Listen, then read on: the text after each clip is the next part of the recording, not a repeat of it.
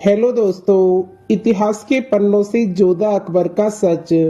जोधा अकबर की कहानी झूठी निकली। सैकड़ों सालों से प्रचारित झूठ का खंडन हुआ। अकबर की शादी हरका बाई से हुई थी, जो मानसिंह की दासी थी।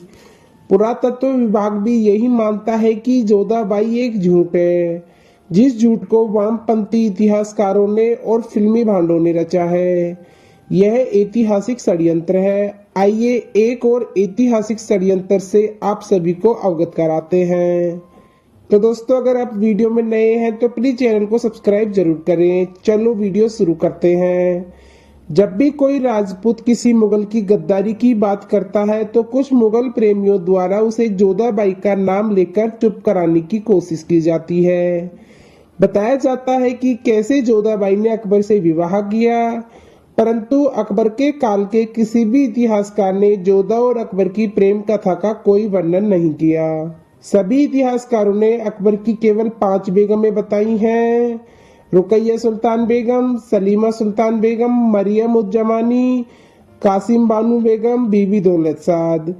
अकबर ने स्वयं अपनी आत्मकथा अकबरनामा में भी किसी रानी से विवाह का कोई उल्लेख नहीं किया, परंतु राजपूतों को नीचा दिखाने के लिए कुछ इतिहासकारों ने अकबर की मृत्यु के लगभग 300 साल बाद 18वीं सदी में मरियम उज जमानी को जोधाबाई बताकर एक झूठी अफवाह फैलाई, और इसी अफवाह के आधार पर अकबर और जोधाबाई की प्रेम कथा के झूठे किस्से शुरू किए गए, जबकि अकबरनामा और जहांगीरनामा के अनुसार ऐसा कुछ नहीं हुआ था।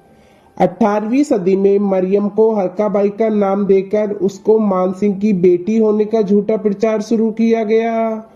फिर 18वीं सदी के अंत में एक ब्रिटिश लेखक जेम्स टॉड ने अपनी किताब analysis and ethics of Rajasthan में मरियम से हरका बाई बनी इस रानी को जोधाबाई बताना शुरू कर दिया, और इस तरह यह झूठ आगे जाकर इतना प्रबल हो गया कि आज यही झूठ भारत के स्कूलों के पाठ्यक्रम का हिस्सा बन गया है, और जन जन की जुबान पर यह झूठ सत्य की तरह बैठ गया है, तथा इसी झूठ का सहारा लेकर राजपूतों को नीचा दिखाने की कोशिश की जाती है।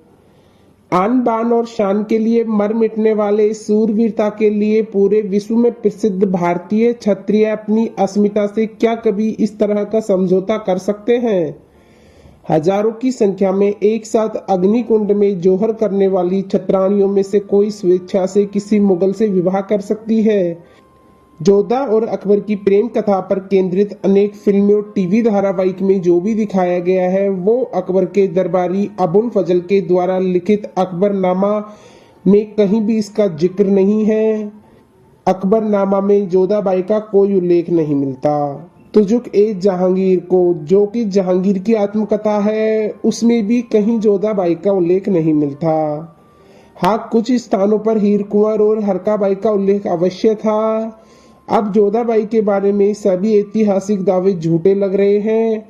कुछ और पुस्तकों और इंटरनेट पर उपलब्ध जानकारी के पश्चात सच्चाई सामने आई कि जोधाबाई का पूरे इतिहास में कहीं कोई उल्लेख या नाम नहीं है। इस खोजबीन में एक नई बात सामने आई जो बहुत चौंकाने वाली है। इतिहास में दर्ज कुछ तथ्यों के आधार पर पता चला कि आमेर के राजा भारमल को दहेज में रुकमा नाम की एक पर्शियन दासी भेंट की गई थी, जिसकी एक छोटी पुत्री भी थी।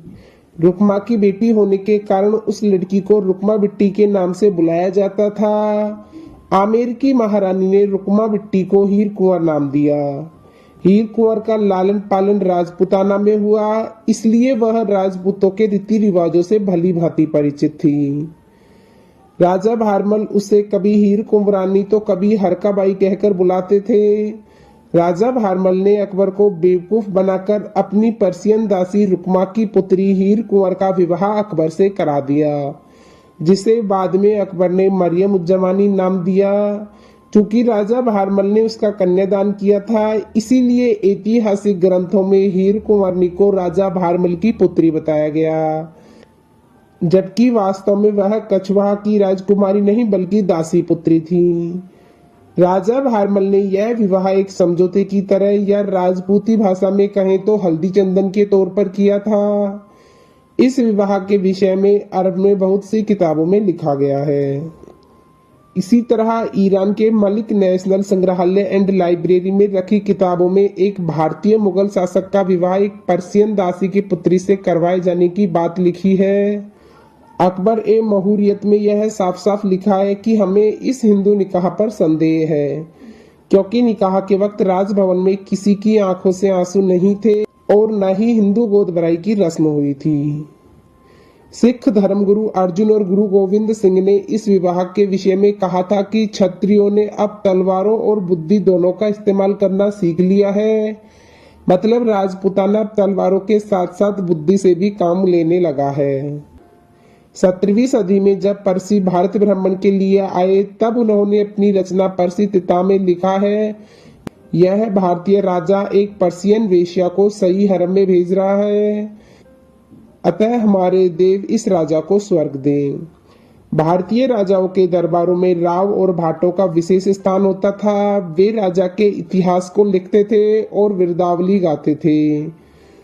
उन्होंने साफ लिखा है, गढ़ आमेर आई तुर्कान फौज ले ग्याली पसवान कुमारी रणराज्या, राजपूता लेली इतिहास पहली बार ले बिन लड़िया जीत। मतलब आमेर किले में मुगल फौज आती है और एक दासी की पुत्री को ब्याह कर ले जाती है। हे रण के लिए पैदा हुए राजपूतों, तुमने इतिहास में ले ली बिना लड़े पहली जीत। ये कुछ ऐसे तथ्य हैं जिनसे एक बात समझ आती है कि किसी ने जानबूझकर गौरवशाली क्षत्रिय समाज को नीचा दिखाने के उद्देश्य से ऐतिहासिक तथ्यों से छेड़छाड़ की और यह कुप्रयास अभी भी जारी है। तो दोस्तों, आपको यह जानकारी कैसी लगी प्लीज कमेंट बॉक्स में जरूर बताएं और ऐसे ही ऐतिहासिक वीडियोस देखने के लिए हमारे चैनल को सब्सक्राइब करना ना भूलें। चलो मिलते हैं नेक्स्ट वीडियो में, जब तक के लिए अपना ख्याल रखना। धन्यवाद।